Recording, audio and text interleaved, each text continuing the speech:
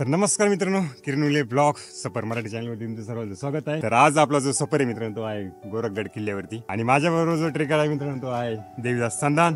तर चला आता आपण हा ट्रेक स्टार्ट करूया। आणि मित्रांनो प्रवेशद्वारामधून थोडं पुढे आल्यानंतर इथे आपल्याला गोरक्षनाथ महाराजांचं मंदिर लागतं। मित्रांनो मंदिर आता बंद आहे ते आणि इथूनच इथे दिलेलं आहे मित्रांनो गडाकडे जाण्याचा मार्ग। आणि मंदिराच्या बॅक साईडला आल्यानंतर मित्रांनो इथून हा आपला एक जंगल ट्रेक स्टार्ट होतोय, तुम्ही बघू शकता।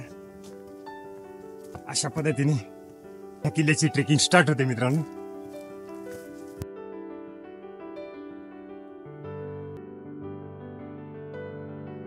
किल्ल्याच्या पायथीशी जाण्याचा जो मार्ग आहे तोच कमीत कमी 2 ते 2.5 किलोमीटर असेल मित्रांनो। गडाकडे जाताना इथे पाठीमागेच आम्हाला एक किल्ला दिसलाय सिद्धगड मित्रांनो, आणि त्या बाजूला जो आहे तो मच्छिंद्रगड आहे मित्रांनो।